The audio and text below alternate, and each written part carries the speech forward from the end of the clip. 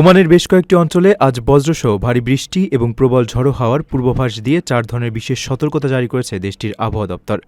প্রকাশিত সর্বশেষ আপডেট অনুযায়ী আজ দিনব্যাপী দেশের বিভিন্ন এলাকায় মাঝারি থেকে সীমিত মাত্রার আবহাওয়াগত প্রভাব পড়তে পারে। বিশেষ করে আল হাজার পর্বতমালা, আল দাহিরা মরুভূমি এবং ধোপার প্রদেশের বেশ কিছু এলাকায় বৈরী আবহাওয়া বিরাজ করার প্রবল শঙ্কা রয়েছে। সতর্কবার্তায় জানানো হয়েছে, আল হাজার পর্বতমালা ও এর আশেপাশের অঞ্চলে দুপুর থেকে বজ্রসহ বৃষ্টি এবং প্রবল নিম্নমুখী বাতাস বয়ে যেতে পারে। একই সঙ্গে আল দুকুম, জালালবনি বু হাসান এবং মাসিরাসহ বেশ কিছু এলাকায় সকাল থেকেই মাঝারি প্রভাবের হলুদ সতর্কতা হিসেবে সক্রিয় ঝড়ো হওয়ার পূর্বাভাস দেওয়া হয়েছে। এছাড়া ধোপার প্রদেশের উপকূলীয় এলাকাগুলোতে সকাল থেকে সীমিত পরিসরে বৃষ্টির সম্ভাবনা থাকায় সেখানে অপেক্ষাকৃত কম প্রভাবের নীল সতর্কতা জারি করা হয়েছে।